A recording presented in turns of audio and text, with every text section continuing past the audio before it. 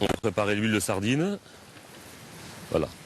On met juste une goutte, hein, pas beaucoup. Voilà, ça suffit.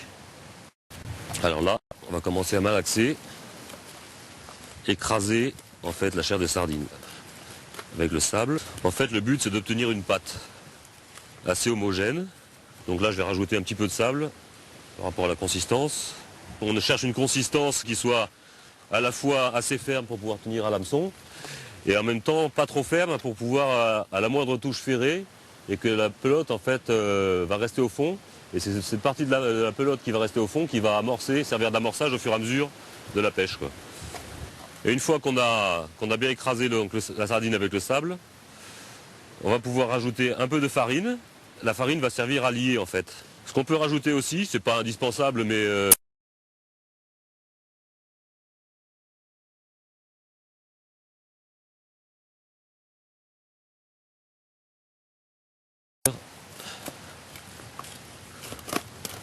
voilà, on rajoute un peu de farine encore. Après, comme toutes les pâtes, hein, ça dépend du temps qu'il fait, hein. Plus il fera humide, plus il faudra mettre de la farine pour que la pâte soit bien comme il faut. C'est des poissons qui sont quand même méfiants, très méfiants même je dirais. Et il faut que tous les ingrédients de la recette soient bien dosés en fait.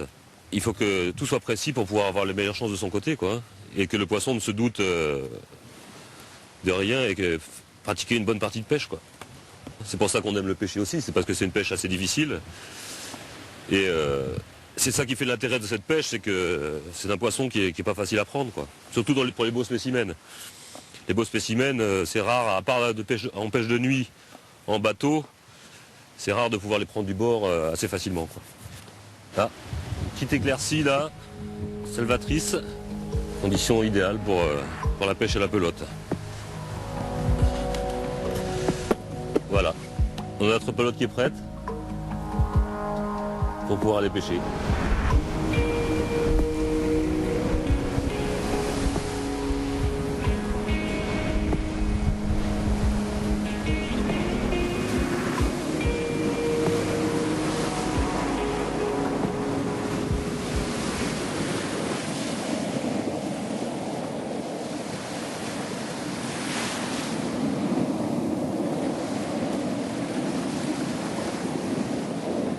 C'est ça qui n'est pas trop cool en Méditerranée. Tu as à bouger des cailloux qu'à pêcher en fait. L'Atlantique, ben, les mecs ils vont avoir l'avantage de avoir les marées. Bon après avec où les faire et comment les faire, quoi. Faut être vachement rapide là, parce qu'ils ont vite fait de se sauver. Peur de se faire penser aussi, hein. Parce que souvent on croit attraper un petit, on attrape la mer. Au lieu d'attraper le petit, on attrape un gros. Et là ça fait mal. Allô.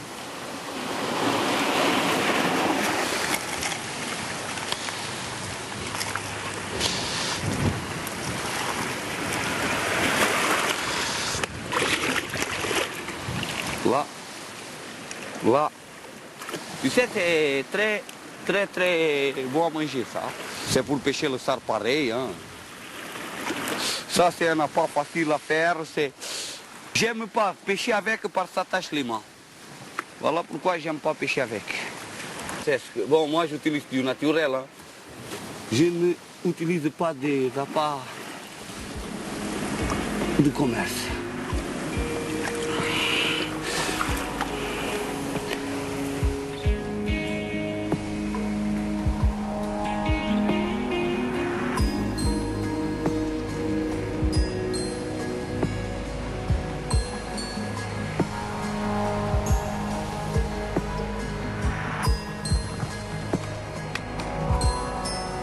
Nombre de ces poissons nageurs sont issus de la pêche pour la truite et que j'utilise pour rechercher le sard. Voilà, donc il y a différents modèles. Celui-là en forme de crevette, ça c'est intéressant pour le sard également. Ça ce sont des poissons nageurs de forme classique, qui a une nage très oscillante, qui est très brillant, qui va appeler le poisson de loin. J'espère que donc, le sard viendra le saisir. Habituellement, sur cette zone-là, il aime bien ces petits poissons nageurs. Il faut regarder aussi les couleurs du jour qui fonctionnent le mieux, parce que parfois, notamment ici également, bon là, les couleurs métalliques, brillantes, nacrées, fonctionnent bien. Mais il y a des endroits où les couleurs, notamment jaune-vert, comme celui-là, comme ce modèle, fonctionnent également très bien. Alors est-ce que c'est en rapport avec la couleur du poisson qui vit dans les algues, qui acquiert souvent la même couleur que le substrat sur lequel il évolue? C'est fort possible. Et du coup, le sard consomme ces poissons qui vivent dans les milieux où lui-même vient, où se déplace, où il vit. On a des ondulantes qui sont à l'origine plus conçues pour l'eau douce, mais qui fonctionnent très bien en mer. Pour le sorel, pour le sard. Ça, c'est un petit poisson nageur en forme de sèche. Ensuite, on a des poissons nageurs flottants, mais qui, lorsqu'on le ramène, plongent rapidement, par une bavette donc plus longue et dans l'axe du corps. Aujourd'hui, c'est condition XXL. C'est ce qu'il faut pour pêcher le sard.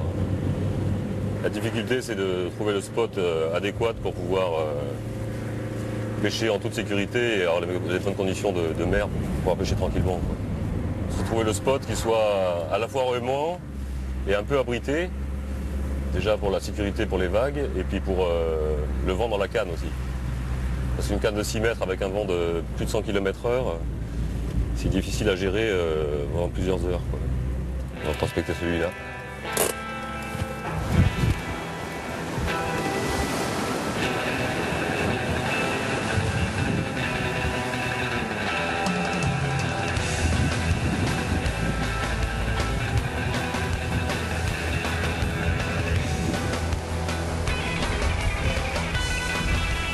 Normalement on pêche là, mais c'est un peu trop puissant aujourd'hui. On va aller voir du côté abrité.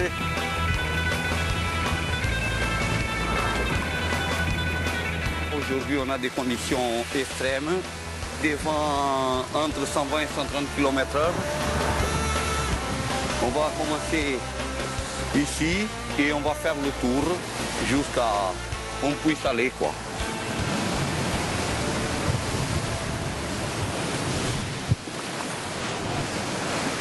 Ça arrive de partir à l'eau, c'est pour ça que je suis habillé en combinaison de plongée. Voilà, mais bon, les limites, bon, après c'est selon le poisson. Quand on pêche, bon, on oublie la peur. Tandis que quand on pêche pas, bon, on a toujours peur. On a toujours... on s'effraie un peu plus, quoi.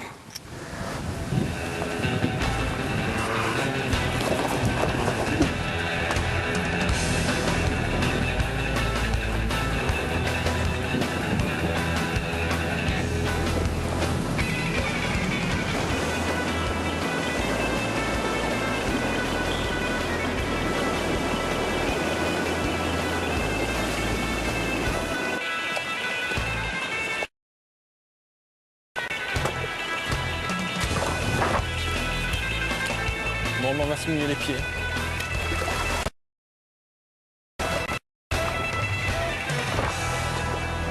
Ici, on est sur un retour de d'anse. On a différentes pointes rocheuses, c'est caractéristique de la côte rocheuse catalane. On a des pointes qui avancent en mer avec des baies qui sont abritées, ce qui nous permet de trouver différents postes où le poisson est actif et où on peut pêcher plus à l'abri du vent, si besoin est. Il faut d'abord trouver où le poisson est actif. Donc ces baies, ici, il n'y a pas beaucoup de fond. La nature du substrat, elle est typiquement rocheuse dans les 10 premiers mètres. Et puis ensuite, il y a des bancs de sable importants à Posidonie. Donc ça crée une mosaïque de milieu qui est riche et qui est intéressante pour la faune aquatique, qui va trouver toute une source alimentaire, ce qu'on appelle la biomasse alimentaire, facilement disponible.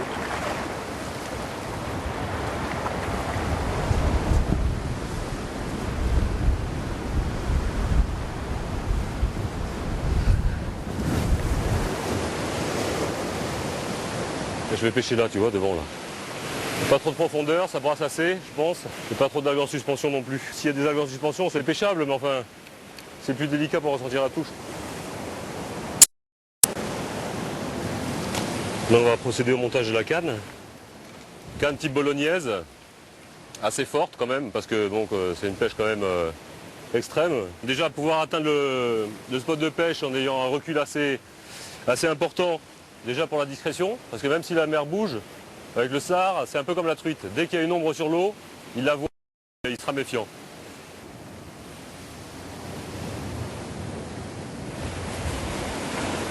Voilà, la canne est montée. C'est une canne à action de pointe progressive, c'est-à-dire qu'elle va être souple sur la pointe pour sentir la touche. Et après, avec une grande réserve de puissance à partir du tiers supérieur de la canne.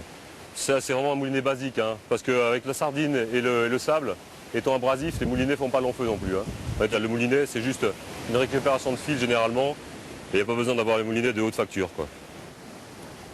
Il faut le pêcher fin parce que c'est un poisson très méfiant, même avec des conditions agitées, bon 1,50 m. Et si on le pêche trop gros, il va avoir le bas de ligne et il ne mordra pas. Donc alors, sur le corps de ligne, on ne va pas mettre de bouchon, on va juste rajouter un petit rigoletto comme ça. Il va juste nous servir à repérer la ligne dans l'écume parce qu'en fait, le nylon étant très fin et les conditions agitées, si on ne met pas de repère, on aura du mal à visualiser l'endroit où se trouve notre ligne. On va le rabouter à l'aide d'un nœud chirurgien, qui est un des plus simples et un des plus solides. Et au bout du bas de ligne, on va rajouter un hameçon. Alors il y a deux écoles, l'école de l'hameçon simple ou de l'hameçon triple. Moi je préfère l'hameçon triple du fait qu'on va pêcher avec de la pâte. Déjà le maintien de la pâte sur l'hameçon sera beaucoup plus efficace avec de la pâte que sur un hameçon simple. Et deuxièmement, ça évitera que le poisson engamme l'hameçon. C'est pour ça que je prends des tripes assez gros, des numéros 6. Donc ça sera piqué juste à la commissure des lèvres. Et il ne va pas engammer l'hameçon, ça permettra éventuellement de relâcher le poisson ou alors de le décrocher plus facilement. Et si jamais il casse, eh ben, il pourra se débarrasser de l'hameçon beaucoup plus facilement. Donc montage simple, hein, vraiment le rigoletto juste pour la visualisation de la ligne et le bas de ligne le plus discret possible avec juste un hameçon. C'est la pelote qui sert de lest, d'appât et d'amorce. Donc l'échage de la pelote, on fait une petite boule de cette taille-là. Pas trop gros, pas trop petit, parce qu'il faut quand même qu'il y ait le lest. On le pose sur la pâte, on referme et après on tire sur l'hameçon. Bien la faire pénétrer dedans. Si ça colle un peu, on met un peu de farine pour... Voilà, l'hameçon est complètement caché. Et le sard va venir fouiller dans la pâte et prendre l'hameçon. Allez, en action de pêche.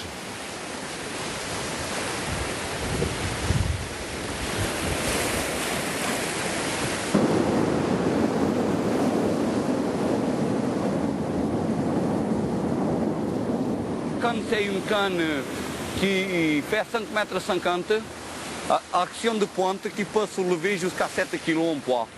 J'ai un moulinet qui a une contenance d'environ 75 mètres de 35 centièmes. Je vais pêcher avec un bas de ligne fluorocarbone en 28 centièmes avec un hameçon de 1,0. Et comme appât, je vais utiliser un crabe.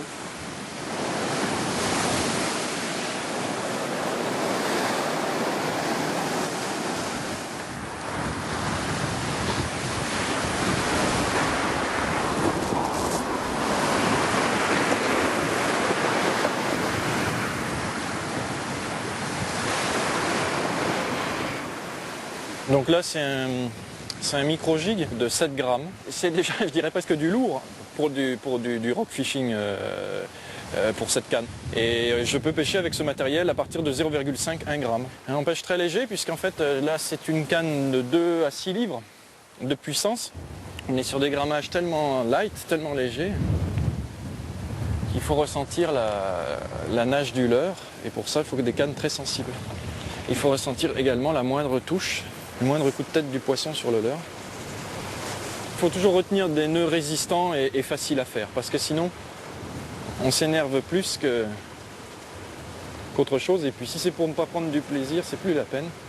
Donc il suffit de s'entraîner chez soi, puis une fois qu'on est sur le terrain, bien, on le fait rapidement. Alors moi, je ne fais que des nœuds, je n'utilise pas d'agrafes. Je préfère, parce que les agrafes, surtout sur des puissances comme ça, si on touche un poisson d'1 kg ou plus, eh bien, on va avoir de gros risques que l'agrafe s'ouvre lors du combat. Faut pas fragiliser le montage au nœud. Voilà, tout petit gig. Le but du jeu, c'est que ça parte loin, que ça nage bien et que ça tienne davantage qu'un poisson nageur de 1 ou 2 grammes, qu'il tienne davantage dans le courant. Là, c'est plutôt de la prospection. Je regarde s'il y a des poissons qui est présent sur zone. Je vais faire 5-6 lancers et puis je vais me déplacer. Je ne vais pas insister, c'est pas la peine. Il vaut mieux pratiquer une pêche itinérante qu'insister sur la zone puisqu'on est avec des leurres artificielles. Donc après le poisson, si on lui passe le leurre une dizaine de fois sous le nez, c'est plus la peine. Il ne montera pas, il s'y est habitué. Il trouve que c'est louche, je pense.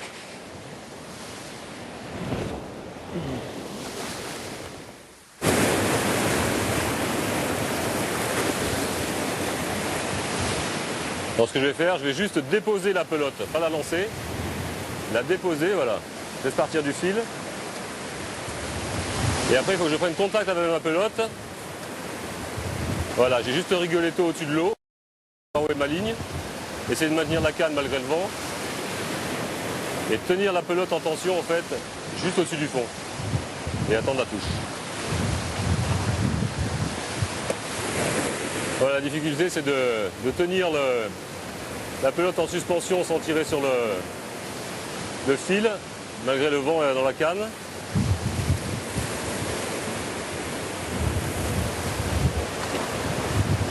Voilà, la pelote est perdue, mais c'est pas grave, c'est le fait de perdre la pelote, le fait que la pelote reste dans l'eau, au fur et à mesure, ça fait un mini amorçage sur le spot, et ça va tirer les sards, quoi.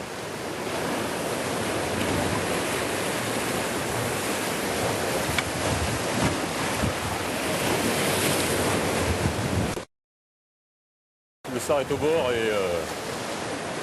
et vient se nourrir dans la vague.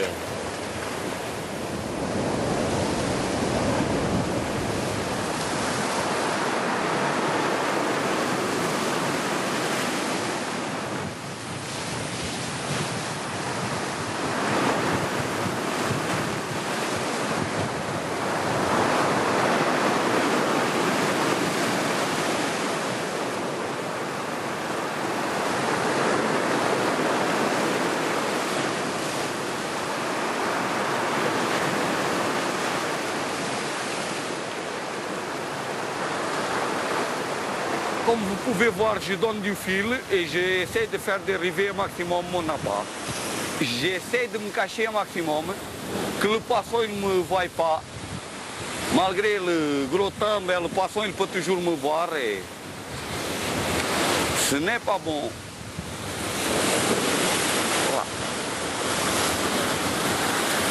Voilà. Là, je vais avancer.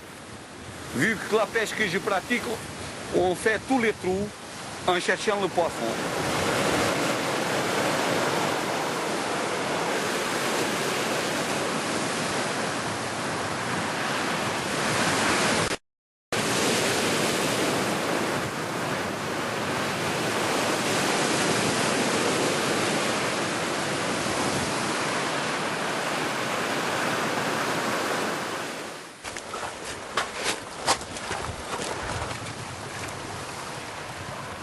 L'eau est claire, ce qui fait que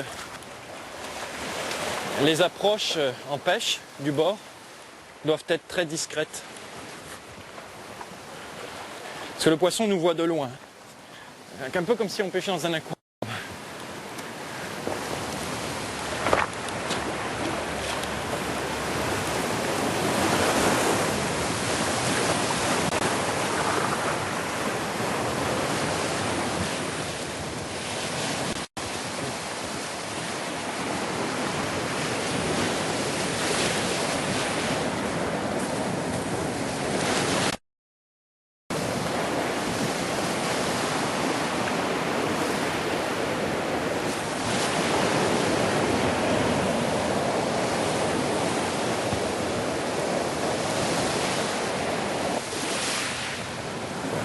Tu vois ces plateaux, on peut se mettre sur les plateaux et pêcher dans les 3 vagues, dans les 3 premières vagues qui arrivent.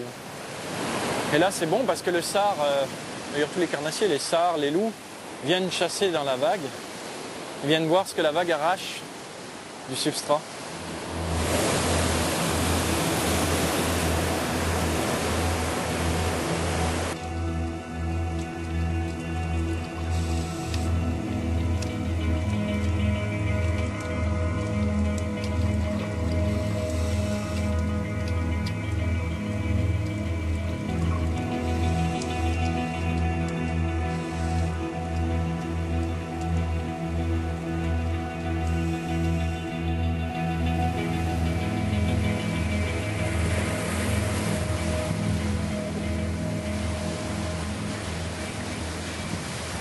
C'est une murène.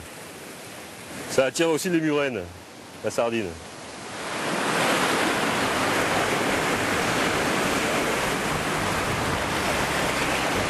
Mais je viens nous faire manger.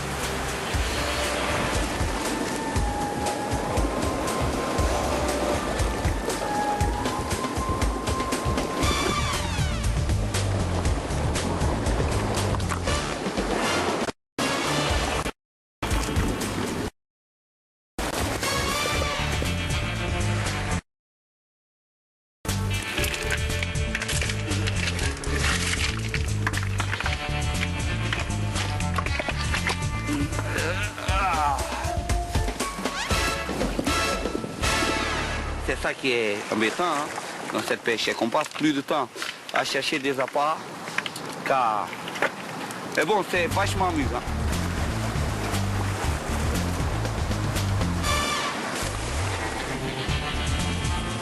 Un poisson, petit. Petite oblade, je pense, toute petite oblade. C'est une oblade, il y en a plein la côte rocheuse. C'est un poisson qui est très abondant. C'est un sparidé, c'est de la même famille que le sard.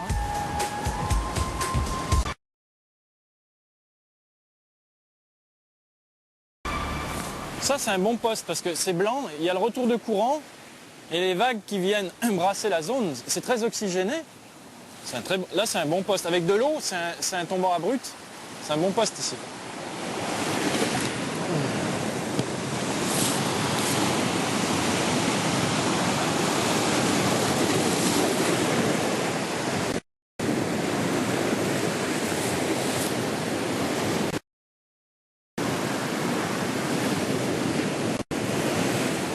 Ça doit être une oblade. Elle est plus jolie que l'autre. Hein.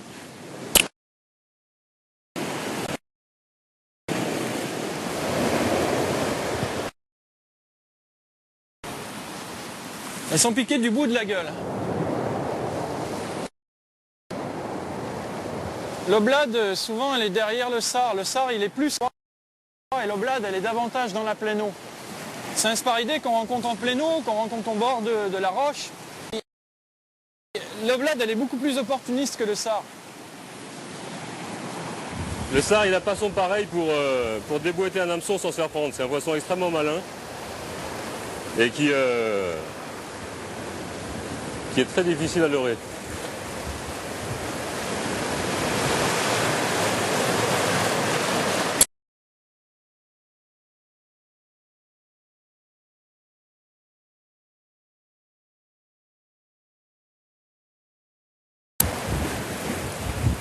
Le plus dur dans ces conditions, c'est de sentir la touche.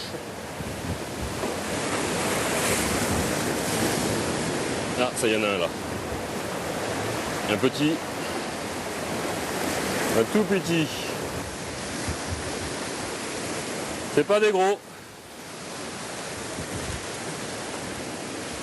Voilà, sard commun. On reconnaît aux bandes rayées verticales. La tache noire sur la queue. Et je vais pas le relâcher tout de suite. Sinon il va prévenir ses congénères. Donc je vais le garder vivant dans un filet dans l'eau. Il faut savoir généralement c'est que les petits mordent en premier, parce que les gros restent en observation. Donc voilà, le filet je vais mettre dans l'eau, qu'il soit oxygéné au bord là-bas, avec une pierre. Voilà. On va reprendre la pêche.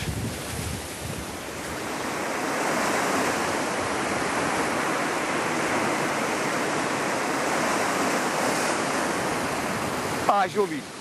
Joli. Ah. Bien.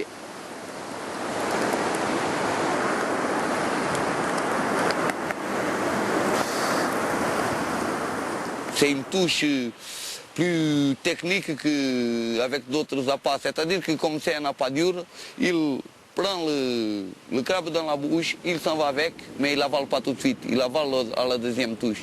Donc il faut toujours attendre la deuxième touche.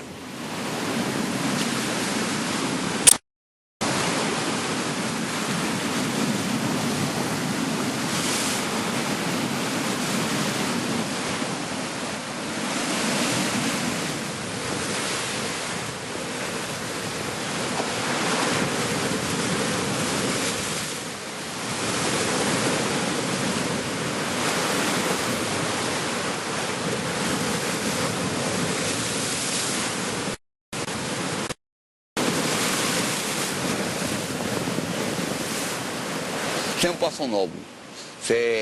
On peut dire que c'est un cousin de la dorade, d'ailleurs, partout, quasiment partout, on appelle ça la dorade grise. Le sard commun, hein, c'est celui qu'on va prendre le plus. Parce qu'il y a également le sard tambour et le sard à museau pointu. Mais le sard commun, donc c'est un poisson qu'on va rencontrer facilement dans des faibles profondeurs, comme c'est le cas ici dans la baie. Faibles profondeurs, plateaux rocheux qui alternent avec des tombants qui sont eux reliés et qui font la jonction avec des trous qui peuvent faire une vingtaine, une trentaine de mètres. Et là, c'est des endroits tout propices pour pouvoir trouver le sard commun. C'est un poisson qui est assez difficile à pêcher du bord dans des conditions, disons, calmes, classiques. C'est pour ça qu'on s'emploie à le chercher quand la mer est assez mouvementée. Du fait que le sac et les vagues, les ressacs sur les rochers, décollent des petits invertébrés comme les crabes, les coquillages, et va se servir du blanc de l'écume, déjà pour pouvoir se confondre avec la masse d'eau et donc pouvoir surprendre ses proies.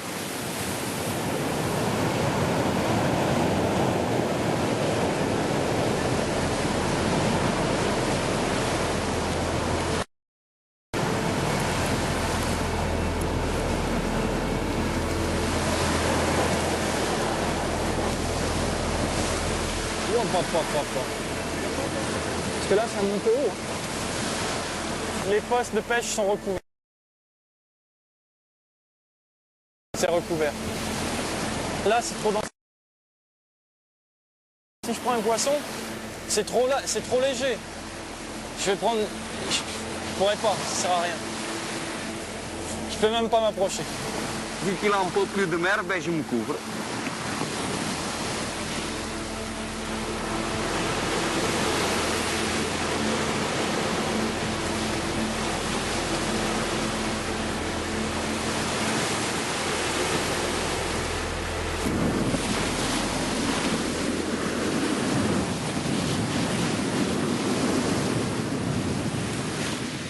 Pour la pêche au toc, c'est vrai que les Portugais sont efficaces et sont particulièrement expérimentés dans cette technique de pêche. Et ils sont impressionnants parce qu'ils maîtrisent dans des conditions épouvantables, extrêmes, très dangereuses, parfois au péril de leur vie, prennent des risques pour leur passion. Et c'est vrai qu'ils ont acquis une expérience qui est impressionnante. Pour pêche dans des falaises là-bas au sud, j'avais l'habitude de pratiquer cette pêche, en sachant qu'ici c'est un peu différent. Ici on s'approche plus de la mer que là-bas. Mais bon, quand tu as pris une habitude d'une pêche, c'est que moi j'aime le sard, il y en a qui aiment la pêche à la carpe ou à la truite. Moi c'est des pêches que j'aime, c'est bon. Peut-être par le côté physique aussi.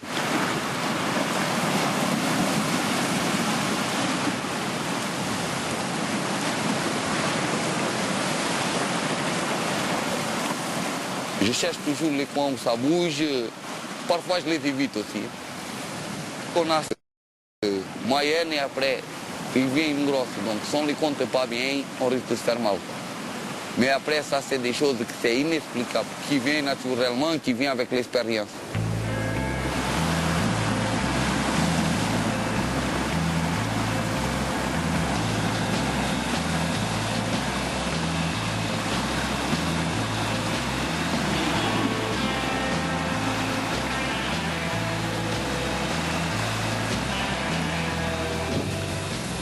Alors, on peut remarquer depuis qu'on est arrivé tout à l'heure, les conditions ont encore forci. Et là, ça brasse beaucoup plus que tout à l'heure, en fait. Allez, hop!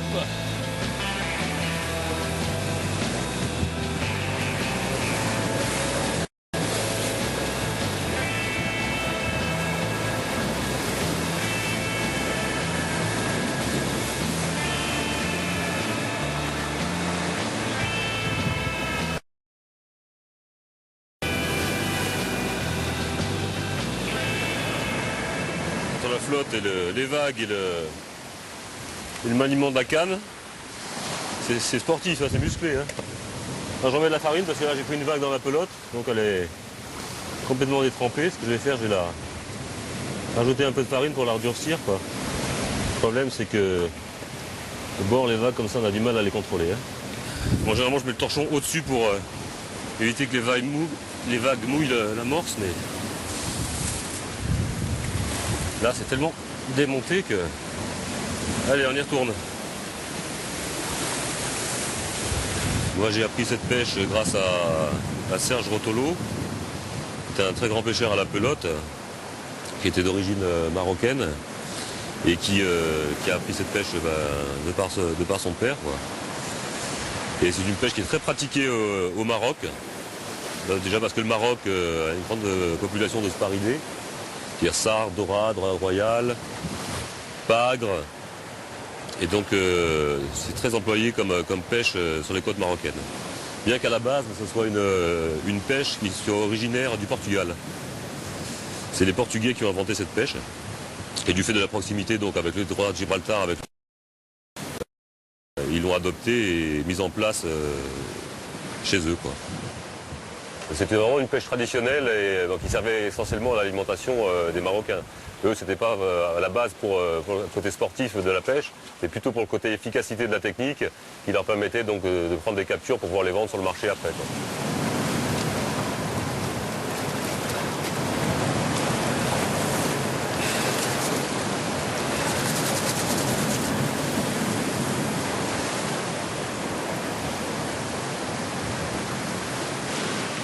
On l'a rencontré en pêchant le loup au leurre. Il venait mordre les leurres qu'on destinait au loup. Donc on s'est posé la question de savoir comment ça se fait. Finalement, il attaquait des si gros leurres. Et vraisemblablement parce qu'il a un régime axé sur des petits poissons, au moins de façon locale. Et donc en le recherchant avec des plus petits leurres, on augmente encore nos chances de pouvoir le pêcher ainsi. Le rock fishing, disons que c'est une révélation pour nombre d'espèces de roches, pas seulement le sard qui est présent sur la roche. Le rock fishing, en fait, au sens large, c'est tout ce qui est la technique de pêche appliquée à la roche.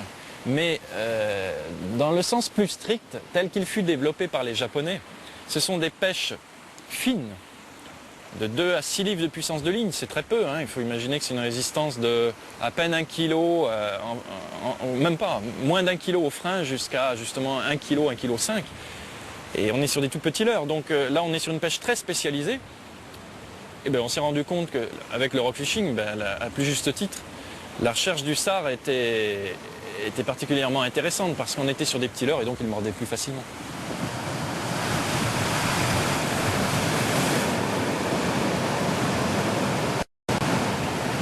Non, ça nage pas là, c'est pas la peine, je suis trop léger. Quand on pêche très léger comme ça, on n'a pas de solution. Un vent latéral, on maîtrise rien. Ça crée trop de bannières parce que le poids du leurre est trop léger. Donc il faut pêcher soit vent dans le dos, soit paradoxalement vent de face. On va voir au lancer et à l'animation, le vent de face, donc on n'a pas de bannière. On lance pas loin, mais parfois c'est pas la peine de lancer loin. Il suffit de lancer à une dizaine de mètres maximum si on arrive à s'approcher du poste.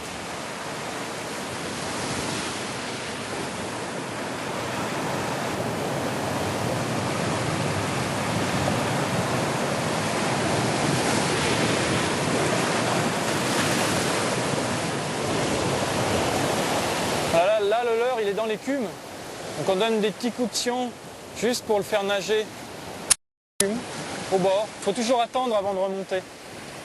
Parce que souvent le poisson va mordre au dernier moment. C'est souvent le cas. Il mord juste avant qu'on sorte le leurre.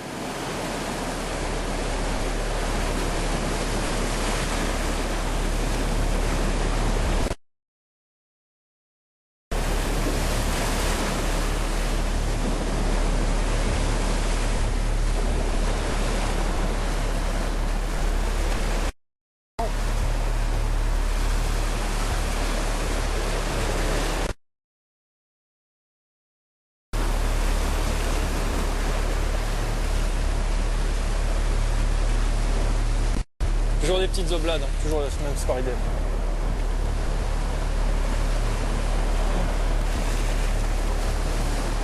Bon, peut-être quand justement là, parce que le soleil est en train de décliner, peut-être quand ça va passer derrière la chaîne de montagne, ça sera peut-être bon. Peut-être qu'on aura quelques sards là qui vont venir.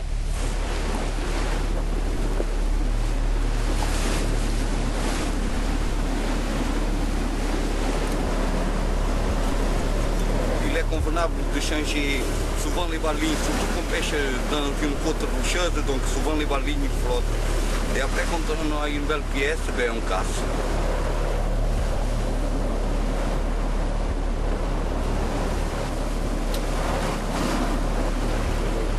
Il a des jours que donc il mange, je sais pas, il prend le... C'est selon les eaux, et selon la lune, je pense. Donc il en a des phases de la lune où il va manger mieux que d'autres.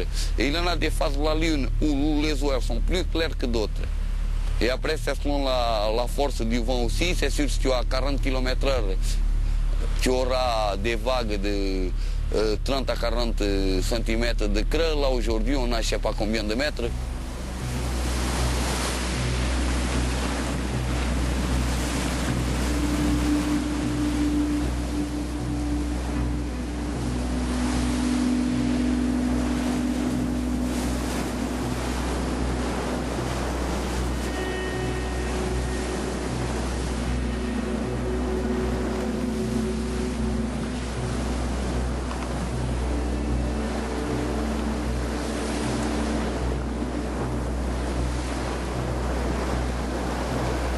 Joli.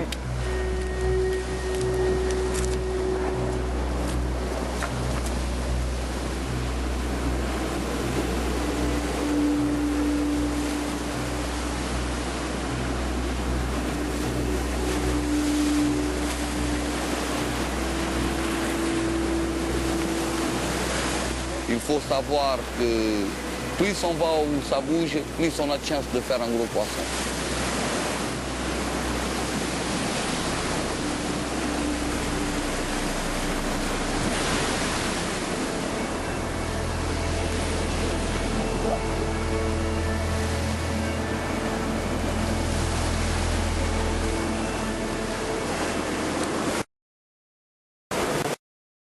C'est un poisson qui doit faire 600 grammes, à peu près, hein, voire poisson comme ça. Puis là, il sera grillé ce soir.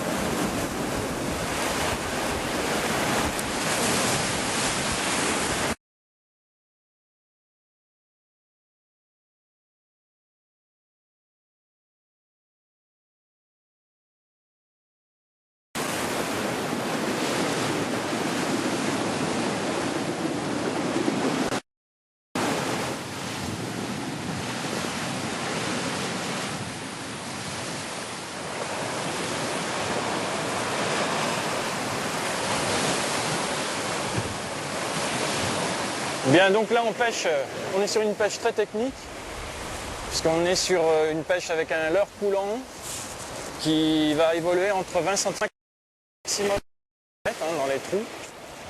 Et il faut le faire passer entre les têtes de roche. Il faut le faire nager suffisamment vite pour ne pas accrocher, mais pas trop vite pour que le sard le prenne, parce que la température de l'eau est encore fraîche, là, hein, on a vu, elle doit être dans les 10 degrés, pas plus finalement, elle est encore très fraîche. Et puis il faut quand même aller assez vite pour ne pas accrocher le leurre, parce que si on le laisse trop couler, c'est fini.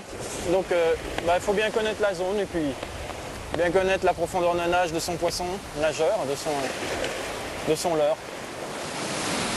C'est bon, pendu.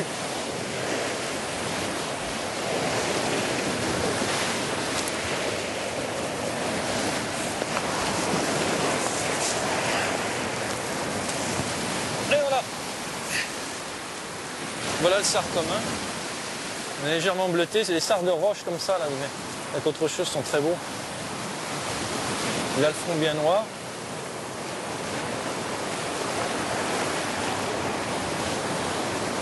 Ah là, il n'allait pas se décrocher cette fois-ci. Alors donc on voit que même un petit leurre comme ça, des petits hameçons et une canne qui est souple d'action, il n'y a pas de souci. Hein. À partir du moment où l'action est souple, sur des spécimens comme ça, il n'y a aucun problème, mais jusqu'à des spécimens d'1 kg à kilo. Moi, le plus gros que j'ai pris comme ça, c'est 1,1 kg. Voilà.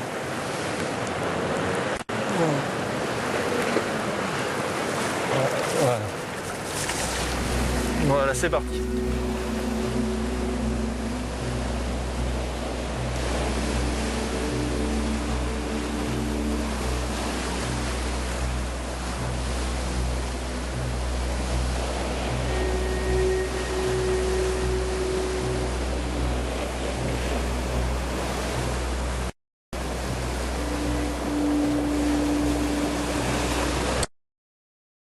Au niveau de l'attaque, il n'est pas particulièrement violent, mais il va prendre le leurre, s'en saisir, se retourner et prendre le courant pour regagner le fond. Ce que j'ai remarqué, c'est que c'est paradoxal. En fait, plus on met de frein, plus on lui oppose une résistance vigoureuse avec la technique de combat, plus il va se battre. Alors justement, sur du matériel très, très light, le but c'est de faire un équilibre de façon à ce qu'il ne casse pas la ligne et qu'il ne regagne pas tout de suite son trou. Et bien, avec des cannes à action parabolique, semi-parabolique et puis un frein pas trop serré, ben, j'ai remarqué que finalement le SAR oppose une résistance moins violente, moins brutale. Et on peut ainsi le combattre dans des zones où pourtant il n'y a pas beaucoup d'eau, sans casser la ligne sur une tête de roche ou sans qu'il rejoigne immédiatement son trou.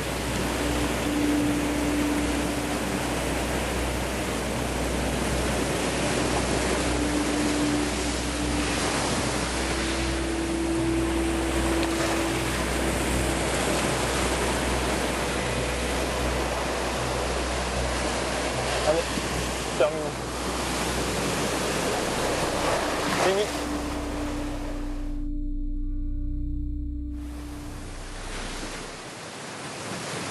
Aujourd'hui, eh ben, on a des conditions un peu plus favorables. On est le lendemain de tempête et il y a une houle résiduelle.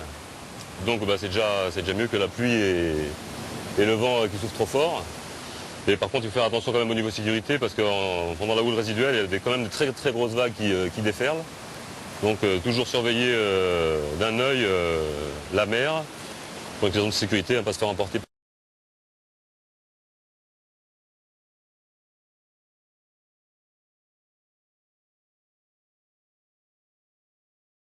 Nourriture entre deux eaux et c'est une bonne occasion pour tenter le SAR à la pelote.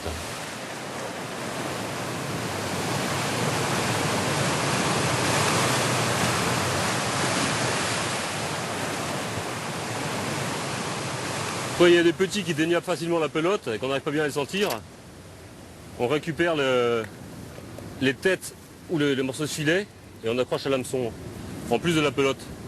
Ça fait que même s'il déniappe la pelote, il y a toujours un bon morceau de chair accroché à l'hameçon et ça permet une deuxième chance au poisson qui vient derrière pour la choper en fait.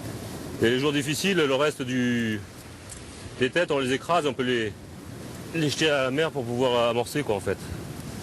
Et à ne pas faire quand la mer est trop calme, parce qu'en fait les mulets, les petites saupes et tout ça vont être attirés sur le cou et vont vous déniapper la pelote sans se faire prendre quoi. Et quand les sars vont arriver, il n'y aura plus rien au bout de l'hameçon.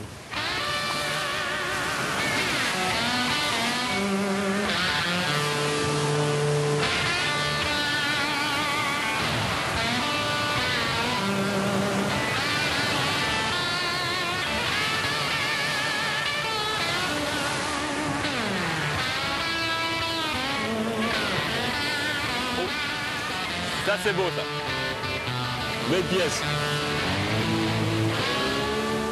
C'est un poisson assez violent. Moi, par rapport à taille et poids, je pense que le SAR il tire au moins autant que la dorade. C'est un grand combattant parce que à poids égal par rapport à un loup, il est très vigoureux et ça se bat bien. Surtout qu'il est plat, il a un peu une forme d'assiette. Et lorsqu'il se met de travers dans le courant ou dans la vague, il oppose un joli combat. Ça peut être un très joli coup de ligne lorsque le SAR dépasse le kilo.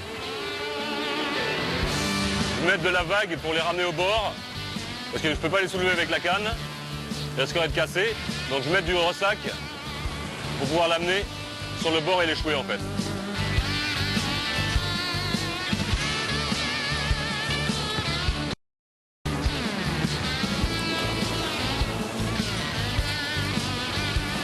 Voilà, ça commence à être sympa comme taille, ça bagarre bien, 800-900 grammes quoi, pratiquement 1 kilo quoi. Ben, déjà ça c'est une belle pièce, c'est un beau spécimen quoi. Si on en faisait tout le temps des comme ça, on serait content. Hein. Alors, on peut voir la mâchoire, les incisives devant là, c'est-à-dire ça va à couper les épines des oursins, à brouter les algues et le corail, et derrière il y a les molaires, comme la dorade, pour écraser les coquillages et tout ce qui est carapace de céphalopodes ou de et de coquillages.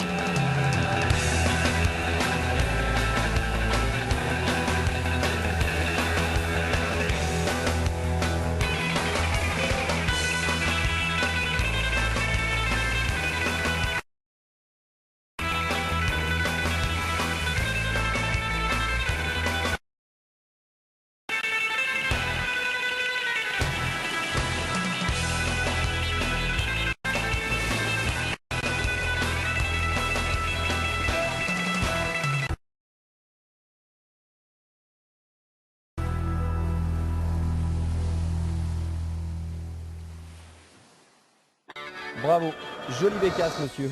Eh bien voici ce qui vous attend ce soir dans Seasons Hebdo. En effet, c'est en compagnie de Maxime et de ses amis que j'aurai le plaisir de vous retrouver pour chasser mais aussi pêcher dans le département de la Creuse. Pour débuter notre